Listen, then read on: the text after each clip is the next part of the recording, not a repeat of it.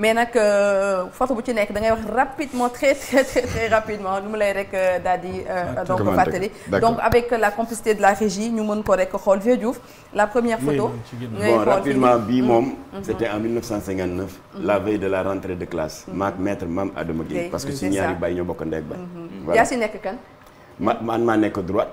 maa sol jogging bu clair bi. Adama mooy sol bu noir bi. D'accord pour man yaay keneen ki. Deuxième photo bi. waaw bii c'était à Bruxelles en 84 ou 85. C'était ma première participation à une marche pacifique de protestation. dafa am suñu benn étudiant marocain qui a été lâchement poignardé par un militant d'extrême droite fasciste et raciste. man maa féete nii à gauche. sol jacket bu noir bi ak afro bi voilà. beneen photo bi.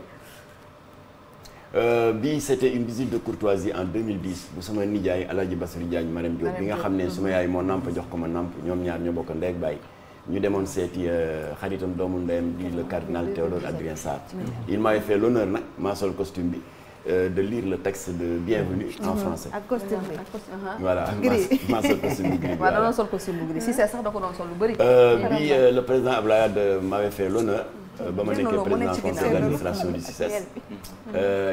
Maak Thierno Lo qui était ministre du tourisme ñu doon accueillir le président Abdoulaye Wade à l'occasion de l'inauguration du salon du tourisme. Alors j'étais le président du conseil d'administration moo tax ma génn ni accueillir. Ok beneen photo bi.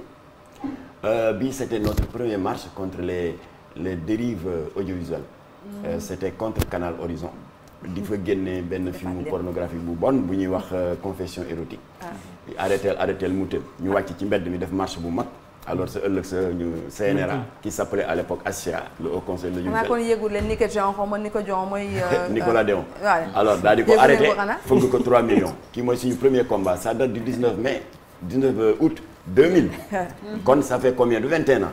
waaw kon ana ñi cëppi. yaa nekk nii. waaw ana ñi cëppi ci ay maîtres de mari infidèle xanaa ñu ngi doon namp wala. ma ne ndax ni ko deewoo yëpp ko laa wax ma ne ndax ni ko deewoo yëpp leen ko. bi nag bi nekk à gauche en 79 temps yooyu c'était la mode de soutien à la lutte pour l'émancipation des Afro-Américains pour ñu am beaucoup plus de droits civiques. Alors boobu Otis Redding daf fi ñëwoon en concert. James Brown ñëw ensuite les Michael Jackson c'était la coiffure à la mode. Afro la dernière photo léegi afro bi léegi koppati la. alors bi je le remercie Youssou Ndour. dama ko jëli woon parce que dañ doon organiser suñu comme période bi suñu arbre de Noël pour les enfants du CICES. alors Youssou Ndour la jël mu ngi téye entre ses mains le contrat qu'on a signé avec lui. kon moom moo ñu tëggal ce concert pour la remise des cadeaux de Noël et de fin d'année aux enfants du CICES. C'était en 93 ans boobu j'étais chef du service informatique du CICES. est-ce que du wooy. wooy la woon nga def wooy ak jamonoy wooy. C'est la dernière photo. C'est la dernière photo. Merci beaucoup donc à la